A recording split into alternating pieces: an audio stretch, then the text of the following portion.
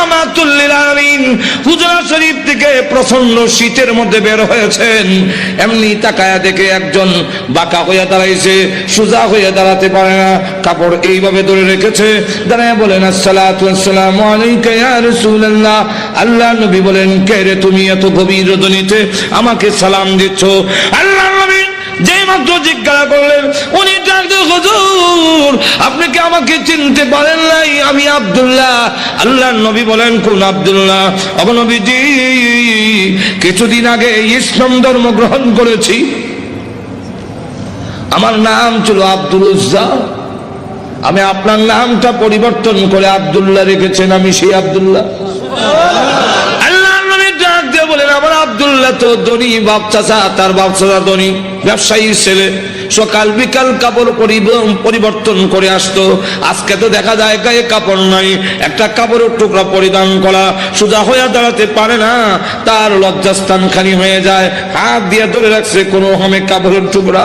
আল্লাহর নবী বলেন, আমার আব্দুল্লাহর এই অবস্থা কেন? শীতের মধ্যে টরটর করে কাঁপতেছে, কিন্তু কোনো কথা বলে না, কোনো ডাক দেয় না। নবী গো, অপেক্ষায় বসে আছি, কোন সময় আপনি বের হবেন? আপনার নুরানি চেহারা যদি এক নজর দেখতে পারি, তাহলে আমার অন্তরে আর কোনো দুঃখ থাকবে না। আল্লাহর নবী বলেন, কি হলো তোমার এই অবস্থা কেন? আব্দুল্লাহ, হুজুর আপনার দরবারে কেন আসা যাওয়া করি? আমার চাচা আমাকে বলেছেন বাড়ি ছেড়ে যেতে হবে, আর না হয় মুহাম্মদের দরবার ছেড়ে যেতে হবে। নবী গো, আমি ঘোষণা দিয়েছি, প্রয়োজন বুঝে আপনার বাড়ি কেন তাম পৃথিবী ছেড়ে দিতে পারি, কিন্তু একটি মুহূর্তের জন্য বিশ্ব নবীর দরবার আমি ছাড়তে পারবো না। আপনারা যে আমাকে বাড়ির থেকে বের করে দিয়েছে, বের হওয়ার সময় বললো কাপড় চোপড় গুলো দিয়ে যাও, এগুলো তো আমাদের। উদ্দেশ্য হইলো আমি উলঙ্গ হয়ে গেলে এটা যাব না, লজ্জায় তখন করে বসে থাকবো, আপনার দরবারে আসবো না। আমি তখন আমার চাচাকে জানিয়ে দিলাম, ওগো চাচা, কাপড় হারাতে পারি, ইজ্জত সম্মান হারাতে পারি, আমি সর্বহারা হতে পারি, কিন্তু আল্লাহর কসম ঈমান হারা এক মুহূর্তের জন্য হতে পারবো না। আজকে যদি শরমের আর ইজ্জতের বয়ে কাপড়ের জন্য আমি ঈমান হারা হয়ে যাই, মৃত্যুর পরে কবর থেকে উলঙ্গ হয়ে আল্লাহর দরবারে উঠব, উলঙ্গ অবস্থায় জাহান্নামের মধ্যে দেওয়া হবে। আল্লাহর নবী আমার কাপড় চোপড় গুলো রেখে দিয়েছে, আমি আমার মার সামনে দাঁড়িয়ে বললাম, মা গো, আমার মা একটা কাপড় দেন না, আমি আমার লজ্জাস্থান রেখে বিশ্ব নবীর দরবারে যাব। ওগো মা, একটা নজর যদি আল্লাহর নবীকে দেখতে পারি, তাহলে আমার মনে আর কোনো ব্যথা থাকবে না। এই বলে হুজুর আমার মা একটা কাপড় দিয়েছেন, কোন রকমে লজ্জাস্থান রেখে আপনার হুজুরের সামনে এসে বসে আছি। কোন সময় আপনি বের হবেন, আপনার চেহারা মুবারক একটা নজরে দেখার জন্য বসে আছি। নবীজি তার করুণ কাহিনী শুনে বিশ্ব নবী পর্যন্ত চোখের পানি রাখতে পারলেন। আল্লাহ নবী ডাক দিয়ে বলেন, আব্দুল্লাহ আমার ঘরে আয়, হুজুরের শরীফে আয়, এই নে আমার ব্যবহারের দুইখান কাপড় তোরে দান করলাম। নবীজির দুইখানা কাপড়, ব্যবহারের কাপড়ের দাম আছে না নাই? এরপর থেকে আব্দুল্লাহ জুল বাগাদাইন হয়ে গেল, খালি আব্দুল্লাহ না, এমন টাইটেল লাগছে।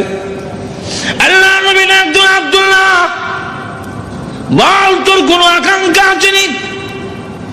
আব্দুল্লাহ হুজুর দুনিয়ার কোন আকাঙ্ক্ষা নাই, আপনার কাছে আমার একটা দরখাস্ত। নবীজি আপনি বলেছেন শাহাদাতের মরণ হইলে মরণের কষ্ট হয় না, আপনি বলেছেন শাহাদাতের মরণ হইলে কবর গেলে মুনকার নাকির আসে না, আপনি বলেছেন শহীদ হয়ে মরলে কিয়ামতের মাঠে কোনো হিসাব কিতাব হবে না, বিনা হিসাবে জান্নাতে যাবে। তাই আমার দরখাস্ত, ওগো নবীজি আপনি আল্লাহর কাছে বলুন আমার শাহাদাতের কামনা যেন মহান আল্লাহ কবুল করে নেন। নবীজি দোয়া করে দিলেন, দোয়া রসুলের দোয়া, হাত উঠাইতে দেরি আপনাদের কবুল হইতে আল্লাহ নবী বিশ্ব নবী রাহমাতুল লিল আলামিন দোয়া করে দিলেন। এখন আব্দুল্লাহর জন্য দোয়া কেমন কবুল হয়ে গেছে। তবুকের যুদ্ধে গেলেন, কিন্তু তবুকের যুদ্ধটা হইল না। ফিরে আসবেন, আব্দুল্লাহ রাস্তার মধ্যে অসুস্থ হয়ে গেলেন, সেখানে তিনি ইন্তেকাল করলেন। আল্লাহ নবী ঘোষণা দিয়েছেন, আল্লাহর রাস্তায় যখন মানুষ বের হয়ে যায়, রাস্তায় মারা গেল, শাহাদাতের সওয়াব তাকে দেওয়া হয়। আমার আব্দুল্লাহকে গোসল দাও, কাফন পরাও, আমি নিজে জানাজার নামাজ পড়াবো। নবীজি নিজে জানাজার নামাজ পড়াইয়া লাশ যখন কবরের দিকে নিয়ে যায়, নবীজি পিছনে পিছনে যায়। কবরে পার গেলে পড়ে ডাক দিয়ে বলে, সাহাবীরা রে, কেউ কবরে নামবে না, আমি তার কবরে নামবো। নবীজি আব্দুল্লাহ রাদিয়াল্লাহু আনহুর কবরে নামে দুই কান হাত উপর দিকে বাড়ায় দিয়ে বলেন, রে আব্দুল্লাহ, সাহাবীরা দে লাশটা আমার হাতে দে। দে আমার আব্দুল্লাহর লাশ আমার কোলে ছেড়ে দে। নবীজির কোলে ছেড়ে দিলে নবীজি এইভাবে লাশটা উপর দিকে উঠাইয়া আকাশের দিকে তাকাইয়া বলে, আল্লাহ, আমি আব্দুল্লাহর প্রতি খুশি, তুমিও খুশি হয়ে যাও। আল্লাহ, এখন আব্দুল্লাহর লাশটাকে আমার কোল থেকে তোমার রহমতের কোলে আমি স্থানান্তর করতে চাই। এই কথা শুনে সাহাবীরা গইরে কবর পার কান্না শুরু করেছেন। বিশেষ করে সাদ ইবনে আবি ওয়াক্কাস রাদিয়াল্লাহু আনহু ডাক দিয়ে বলে, মাটিতে গইরে কান্না আর বলে, আব্দুল্লাহ রে, এই লাশটা তোর না হইয়া আমার যদি হতো রে, আমার ভাগ্য কত ভালো ছিল রে আব্দুল্লাহ। এই লাশ তোর না হইয়া আমার যদি হতো, যেখানে আল্লাহর নবী বলতেছেন, আল্লাহ আমি খুশি, মেহেরবানি করে তুমিও আমার আব্দুল্লাহর প্রতি খুশি হয়ে যাও। ভাইরা আমার, লক্ষ্য করে দেখুন, এইভাবে অনেক ঘটনা সারা রাত বললেও তো শেষ হবে না। এইভাবে বাড়ি ঘর ছেড়ে দিয়েছেন আল্লাহর দ্বীনের জন্য, ইসলামের জন্য, আল্লাহ নবীর জন্য। কিন্তু আবু লাহাবের ছেলে যেমন বাবা তেমন ছেলে উতবা আল্লাহ নবীর সামনে গিয়ে বলে, ওগো মুহাম্মদ, আপনার আল্লাহ টাল্লাহ এগুলো আমরা মানি না। আর তো জোরে কর না। আর নবীজির সামনে দাঁড়ায় বলে, আপনার দুই মেয়েকে তালাক দিলাম। নবীজি তাফসীরে মাযহারিতে লেখে, আল্লাহ নবীর উপরে হামলা করে টান দিয়ে জামা ছেড়ে ফেলেছে। নবীজি চোখের পানি ছেড়ে দিয়ে কাঁদলে, হ্যাঁ প্রভু, আমার জামা ছিঁড়েছে, এই জন্য আমি ব্যথা পাইনি। আমি কত আঘাত খাইলাম তোমার দ্বীনের জন্য, তোমার জন্য, তোমার দ্বীনের জন্য যদি আমি কষ্ট পাই, আমার তেমন কষ্ট লাগে না। ও প্রভু, আমার মেয়েকে তালাক দিয়েছে, এই জন্য দুঃখ লাগে নাই, দুঃখ লেগেছে। আমার সামনে যদি তোমাকে কেউ অবজ্ঞা করে, তোমাকে অপমান করে, আমি রাসূল কখনো বরদাস্ত করতে পারি না। ভাইরা আমার, বাস্তবিকই যাদের ভিতরে ঈমান আছে, ঈমানদার কখনো দুনিয়ার সকল কিছু বরদাস্ত করতে পারে, কিন্তু আল্লাহ নবীকে অপমান করবে, এই পৃথিবীর কোন মুমিন কখনো বরদাস্ত করবে না। এর নামই হলো ঈমান। জোরে কোন ঠিক না? আল্লাহর জন্য, আল্লাহর নবীর জন্য, আল্লাহর দ্বীনের জন্য মুমিন তার জীবন উৎসর্গ করতে পারে, কিন্তু আল্লাহর অবমাননা কখনো মুমিন বরদাস্ত করতে পারে না। আমার আল্লাহর নবী, আল্লাহর মহব্বত নবীর অন্তরে বেশি না কম? আর তো জোরে কর না। সকলের চাইতে বেশি না কম? নবীজি কাঁদেন আর বলেন, প্রভু গো, আমার সামনে কেমনে কয় তুমি আল্লাহ টাল্লাহ, এত বড় নিমক কারাম আল্লাহ আমি কেমনে বরদাস্ত করি?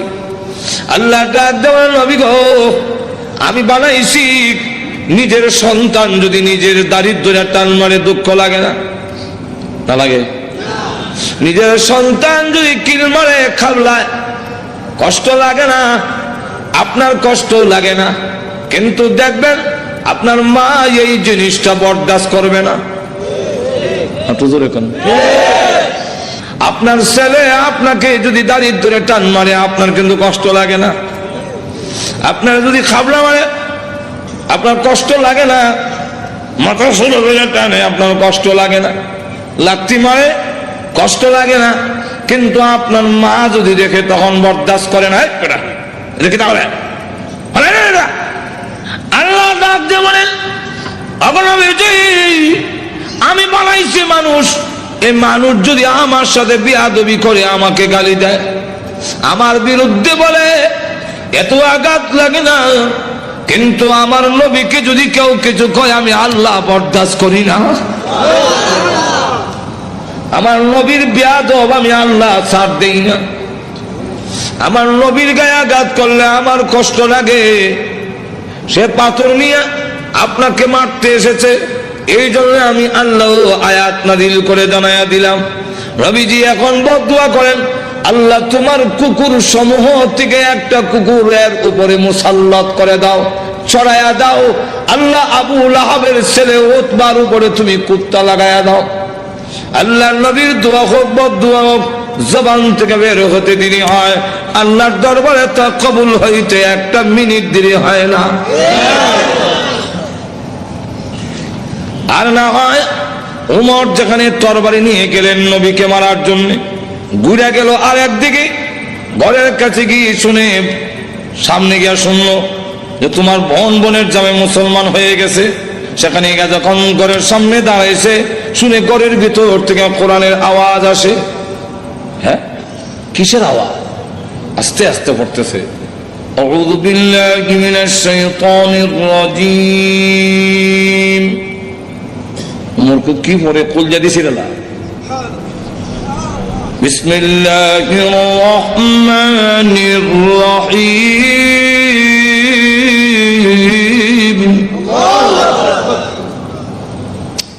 এই করকে আওয়াজ হইল না, ফাতেমা কাহা আজরাইল আইছে, দরজা খুলছে। আর ফরায় যে হযরত খাব্বাব রাদিয়াল্লাহু, তিনি দরজার আড়ালে লুকাইয়া গেছে, আল্লাহ লা ইলাহা ইল্লাল্লাহ সুবহানাকা ইন্নী। বোন এবং বোনের জামাইরে তো একবারে মারবে না, উমর তো আমারও দুই টুকরা করলো, তরবারি আতুই আছে।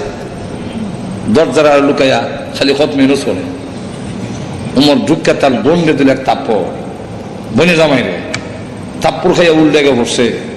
বোন বাধা দিয়ে, আমার স্বামীরে মারো কেন? দিলাম তোরা একটা। বোন যখন থাপ্পড় খাইছে, খানের পর্দা হইতে গেছে, বোন তখন কয়, শোনো, তুমি যেমন খাত্তাবের ছেলে, আমিও খাত্তাবের মেয়ে। তুমি জানো না ইমান এমন এক জিনিস, এটার মধ্যে যত চাপ দেওয়া যায় অত এটার স্পিরিট। ইমানদার এমন এক জিনিস, এটার যত গুতা দিব অত ভালো উঠবো। গুতা দিত না, ঘুমায় থাকবো। ঠিক ঠিক। চিড়িয়াখানা গেছে, দেখে চিড়িয়াখানা এক বেটা গিয়া দেখে ফিঞ্জিরের ভিতরে রড দিয়া বাঘ টটকাইতেছে, দেখছেন না? তো চিড়িয়াখানা এটা তো উন্মুক্ত না, সে যেভাবে মুক্ত গরু ধরে খাইতো এভাবে তো খাইতে পারে না, সামান্য খাওয়ান ভাই সরু রয়েছে। তো ধর্ষণার্থী একজন দেখুন না, এক লোকটা কয়, এটা শুনছি বাঘ, এটা দিয়ে ছাগল। বাঘে না মানুষ দেখলে তর্জন গর্জন করে, এটা দিয়ে কিচ্ছু কয় না। তো দিছে ছাতি দেখ গুতা নিবেদন করছেন খাওয়ান ঠিক ভাই হয় না, তোমার একটা গুড়া কিমে কামড়া সিটি সেন্টার গুতা দেশ করে জানাস না ভাব, গুতা দিলে ভালো উঠলো, যেমন গুতা দিছে এমনি কয় হাত হাত করে দেন খালছে, এখন জুতা মুজা হাতে ফালাই একটা দিছে এখন ঠিক কিনা? ফাতেমা ডাক দেখো, ভাই তুমি যে আমার চট দিছে মনে করছো আমি বন্ধ হয়ে যাবো? সুস্পষ্ট করে বলে দেই, সত্য ধর্ম গ্রহণ করছি, মারতে পারো, জীবন গেল ছাড়তাম না। তখন কয় এটা নিয়ম, মানুষ যখন দ্বীনের উপরে ইসলামের উপরে অটল অচল থাকে তখন তারা আল্লাহর সাহায্য আসে, আর যারা নির্যাতন করে হেরার দিলের মধ্যে আল্লাহ ডর ঢুকাইয়া দেয়। তোমার কয় ইয়া তো মারলাম তো সামলাইতাম পারি না, কি পড়ছিলে দেখো না, তোমাকে দেওয়া যাবে না। কেন? এটা কোরআনের অংশ। ইন্নাহু লাকুরআনুন কারীম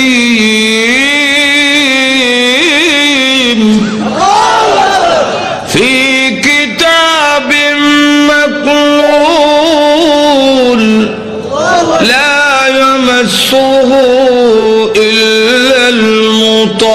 হারুন।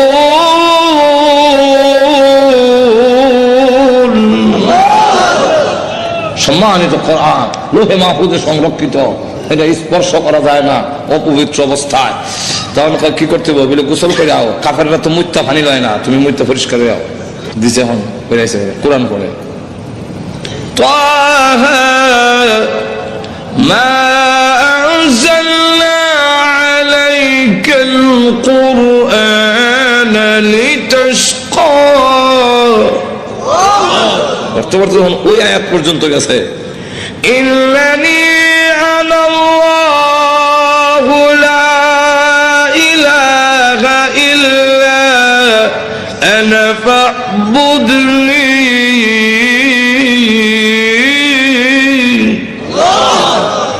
দেখে চোখ থেকে পানি নহর চালু হয়েছে। এমনি ডাক দেখা বোন আমার মোহাম্মদের দরবারে নিয়ে আসল। তো পর্দার আড়ালে যিনি লুকাই আছিল দরজার আড়ালে, মনে আছে তো? ঘটনা কোন আমার উদ্দেশ্য না, ঘটনা হলে তো এইটার মধ্যে 1 ঘন্টা দেবো। ঘটনা হওয়ার উদ্দেশ্য না, উদ্দেশ্যটা হইল ওই কথাটা বুঝে পেলে গা দরজার আড়াল থেকে এমনি কয় আর লুকাই থেকে লাভ নাই। এখন বুঝে লেছি উমর মারতো না। তো সংবাদটা আমি আগে দিলাই, কারো সুসংবাদ আগে দিতে একটা মনের মধ্যে একটা আনন্দ পাওয়া যায়। তো আমি আগে দিলাই, এমনি দরজার বাইরে থেকে আড়াল থেকে বেরিয়ে কয় হ্যাঁ মা, তাদেরকে কোরআন শরীফ আমি পড়াইছিলাম। আচ্ছা, তো আপনাকে সুসংবাদটা দেওয়ার জন্য বেরিয়েছে, লুকাই আসলাম। কি সুসংবাদ?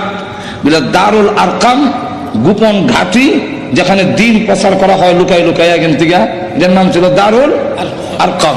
এই দারুল আরকামে গত রাত্রে আমি বিশ্ব নবীকে দোয়া করতে শুনছি। আল্লাহ রসুল বলছেন আল্লাহুম্মা আইজ্জিল ইসলামা বি আহাদিল উমরাইন। আল্লাহ 2টা উমর থেকে একটা উমর ইসলামের ভিতরে এনে ইসলামের শক্তিশালী করে দাও। একটা হলো উমর ইবনুল খাত্তাব, আর একটা হলো উমর ইবনে হিশাম, যার টাইটেল হলো আবু জেহেল। আগে আসলে আবুল হেকম, এরও নাম উমর, আর আমিরুল মুমিনিন উনার নামও উমর। আল্লাহ রসুল বলেন এই 2টা উমর থেকে একটা উমর আমারে দাও। আল্লাহ রাব্বুল আলামিন মনে হয় গত রাত্রের রসুলের দোয়াটা তোমার বেলায় কবুল হয়ে গেছে। কথাটা বুঝলেন তো? রসুল দোয়া করতে দেরি হয়, বোধ দোয়া এরকম। তো এই অবস্থায় দোয়া যখন বোধ দোয়া হোক আর দোয়া কবুল হয়ে যায়, রসুল যখন কইয়া দিলেন কুকুর সমূহ থেকে একটা কুকুর সরাইয়া দাও, এখন দেখেন কি হয়। আবু লাহাবের ছেলে উতবা, সে সিরিয়ার থেকে ব্যবসায়ী কাফেলা নিয়ে আসতেছে। রাস্তার এক জায়গার মধ্যে বিশ্রামের জন্য তাদের গমের বস্তা খেজুরের বস্তা তৈছে। এমনি দেখে পাহাড়ের টিলার মধ্যে একটা ভাগ বৈশা, খালি মাথা ঘুরাইয়া আবু লাহাবের ছেলে উতবারে ভালো করে দেখে, যেমন বোঝা যায় গোয়েন্দা অফিসার আসামি দেখতেছে। এমনি সে ডাক দিয়া কয় ও আমার সাথীরা, বাঘ যেভাবে আমার দিকে চায় এতে বোঝা যায় মুহাম্মদের বদদুয়া কবুল হয়ে গেছে।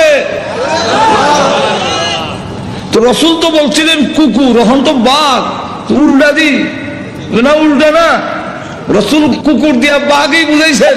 এরাও বুঝছে, এর কারণ রসুল বাঘ কইয়া কুকুর কইয়া কুত্তা বুঝাইলেন কেমনে? কুকুর মানে বাঘ, বাঘ মানে কুকুর, 2টার একটা মিল আছে। কি মিল? চতুষ্পদ জানোয়ারের মধ্যে কুত্তা হাও আলগি দিয়া পেশাব করে, আর বাঘও হাও আলগি দিয়া পেশাব করে। তাহলে মুতায় মুতায় 2টার একটা মিল আছে। হাইওয়াতুল হাইওয়ান নামক কিতাবের মধ্যে এই ইয়েটা দিচ্ছেন, কথা বুঝছেন?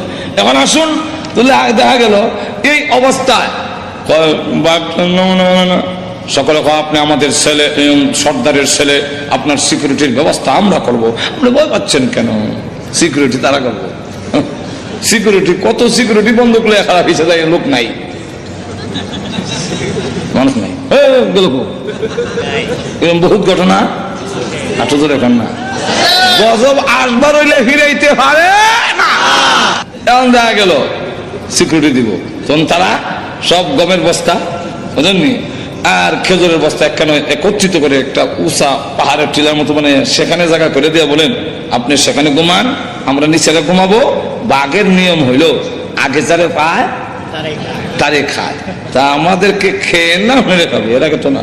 ঘুমান মানুষ সব ঘুমাইছে, হ্যাঁ নাক ডাকা। যখন নাক ডাকা আরম্ভ হয়েছে, বাঘে কয় আমার যাওয়ার টাইম হয়েছে। আল্লাহ যাইবার আগে গন্ধটা তোর নাক ফিট করে দেয়, এই গন্ধে যারে পাবি তারে ধরবি, উল্টা পাল্টা ধরিস না। বাঘ গিয়া যতটুকু ঘুমাইছে সবটুকু চেক করে, কারণ প্রত্যেকের শরীরে আলাদা একটা ছোট সময় বাইসাব যখন কোথায় গেঞ্জি রানলে আমার গেঞ্জি রানিচ্ছেন, এখন কোন গেঞ্জি আব্বার কোনটা বাইসাব বুঝতাম কেমনি, আর নিলে থাপ্পর হম উল্টা হল্টা নিলে তো না হল লাগাইতাম,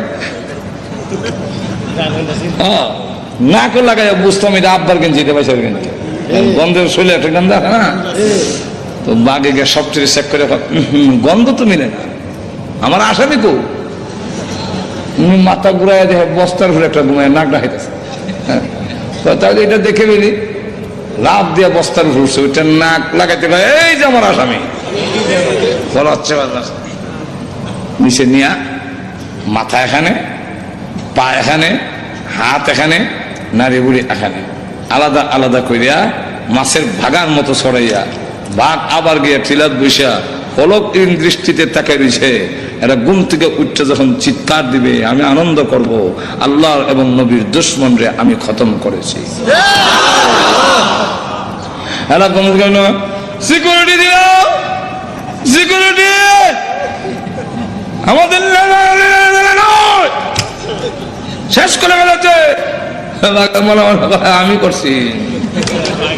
আল্লাহ তখন আয়াত নাযিল করলেন, এই হলো শানে নজরুল, আয়াত নাযিল করে বলে কুতিলাল ইনসানু মা আকফারহু,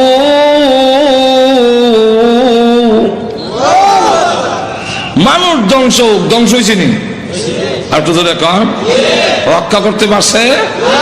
আপনি আমিও ধ্বংস হব মরণের সময়, কেউ আমাদের রক্ষা করতে আর তো কাল্লা ইযা বালাগাতিত তারাকিয়া ওয়া কিলা মান রাক,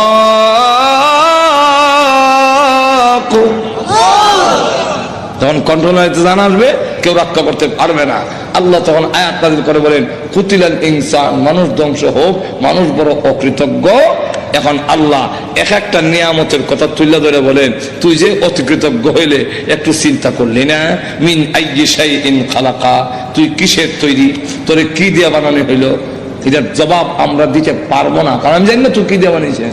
এর লাগে আল্লাহ নিজেই জবাব দিয়েছেন, মিন নুতফা, নাফাক পানি দিয়ে বানাইছি, যেটা অত্যন্ত ঘৃণিত, আমি আল্লাহ এত সুন্দর করে তোরে বানাইলাম।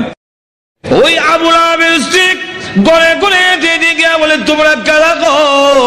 মুহাম্মদ আমাদের ভাতিজা এবং আমার বিয়াই, আমি তার সম্পর্কে ভালো করে জানি, তোমরা তার কাছে যাইও না, সে পাগল, তার কাছে তোমরা যাইবা না। আল্লাহর নবীর বিরুদ্ধে গড়ে হেঁটে হেঁটে গিয়ে বলে মুহাম্মদ পাগল, তার কাছে যাইও না। আল্লাহর নবী ডাক দেওয়ার, প্রভু গো, আমার আপন চাষি এবং আমার আপন লোকগুলো যদি এইভাবে অপপ্রচার করে, আমি দাওয়াতের কাজ কেমনে করব? আল্লাহ ডাক দেন, নবীজি ভয়ের কোনো কারণ নাই, মানুষের দিলের মালিক আমি আল্লাহ। আপনার বিরুদ্ধে যারা গিয়া উস্কানি দিবে এবং বলবে পাগল, এদের দিল আমি আল্লাহ ঘুরাইয়া দিব, অটোমেটিক এরা আপনার কাছে হাজির হয়ে যাবে। ঠিকই দেখা গেল, যাদের কাছে গিয়া বলে মোহাম্মদ পাগল, মোহাম্মদ পাগল, বলে হ্যাঁ, তুই বড় বড় নেত্রী নামছে কেন, নেত্রী নামছে কেন? এতে বোঝা যায় পাগল ও ছোট পাগল না, অনেক বড় পাগল, অসাধারণ পাগল। চলো একটু পাগলটা দেখে আসি। পাগল দেখতে এসে দেখা দেখে আল্লাহ নবীর নুরানি চেহারা এত সুন্দর, খানায় কাবার সামনে দাঁড়ায় কোরআন শরীফ পড়ে, নবীজির চেহারার আলোতে কাবা ঘরের দেওয়াল আলোকিত হয়ে গেছে। না, এই সুন্দর চেহারার লোক কোনদিন পাগল হতে পারে না। আবার কি জানে পড়ে একটু শুনি, নবীজির কোরআন তেলাওয়াত এত মধুর তেলাওয়াত, শুনে না এই তেলাওয়াত কোন পাগলের হইতে পারে না। والشمس وضحاها والقمر إذا تلاها والنهار إذا جلاها والليل إذا يغشاها। পিছন থেকে তারা কর, এই লোক কোনদিন পাগল হতে পারে না, তিনি আল্লাহর পয়গম্বর, কালিমা পড়ে মুসলমান হয়ে গেছে। তো উম্মে জামিল সে বদনাম করে আল্লাহর নবীর বিরুদ্ধে এবং লাকড়ি এনে প্রতিবন্ধকতা সৃষ্টি করে যখন বাধা দেয়, এই অবস্থায় আল্লাহ রাব্বুল আলামিন বলেন আবুল আহাবের স্ত্রীও জাহান্নামের ভিতরে প্রবেশ করবে। যেই মাত্র এই আয়াত নাজিল হয়েছে তখন আবুল আহাবের স্ত্রীও হাতের মধ্যে পাথর নিয়ে কোমর ও কাপড় বেঁধে রসুলের উপরে হামলা করার জন্য খানায় কাবার দিকে যখন ধাবিত হচ্ছে, আবু বকর সিদ্দিক বলেন ইয়া রাসূলুল্লাহ, ওই দেখেন আপনার চাচিও বিয়াইও উম্মে জামিল হাতের মধ্যে পাথর কোমরের মধ্যে কাপড় বান্ধা, এতে বোঝা যায় মহিলা হামলা করবে। একজন মহিলা যদি হামলা করে ইজ্জত আর তাহে কই অগনবীজি। আবার উনি আপনার মুরব্বী, ওনার ধাক্কা দেওয়া তো যাবে না। আর মহিলা তো এমন এক জিনিস, এমন বিপজ্জনক, ধাক্কা যদি দেন ফিরে বের লেগে বিপদটা তো আপনার উপর বলবে। আমার তো এমন লক্ষ্য করে দেখেন উম্মে জামিল সে পাথর লেগে গেছে রসুলকে মারবে, কেমন হওয়া। আবু বকর সিদ্দিক বলে অসুবিধা হইতেছে না তো? আরো অসুবিধা হইতেছে, শেষ করে দেন। আমার লক্ষ্য করে দেখুন, পাথর নিয়ে আল্লাহ নবীকে মারার জন্য যখন গিয়েছে আবু বকর সিদ্দিক রাদিয়াল্লাহু আনহু বলেন নবী গো, আপনার চাচি এবং বিয়াই পাথর নিয়ে আসতেছে, এমন কি করি? নবীজি ডাক দিলেন আবু বকর, চিন্তার কোনো কারণ নাই, আমি মহান আল্লাহ কোরআন পড়ব, মহান আল্লাহ আমার হেফাজত করবেন। এই বলে রসুল আরম্ভ করে দিয়েছেন ইয়াসিন ওয়াল কুরআনিল হাকীম। উম্মে জামিল কাছে গিয়া কয়, এ আবু বকর, একা একা বসে রইছ, তোমার সাথী মোহাম্মদ কই আজকে? আবু বকর সিদ্দিক রাদিয়াল্লাহু আনহু বলেন আমি দেখি আমার পাশে বসে কোরআন শরীফ পড়তেছে, নবী দেখতেছি আর কানে শুনতেছি। মহিলা জিগায় মোহাম্মদ কৌ, তা তো বোঝা যায় দেখে না, তো দেখে না যখন আমি কইলাম কি? উম্মে জামিল হুমকি দেয়, তার ভাগ্য ভালো, তার কপাল ভালো, পাইলাম না, লুকাইয়ে গেছে, লুকাইয়ে গেছে, পাইলাম না, হ্যাঁ ভাগ্য ভালো। আর না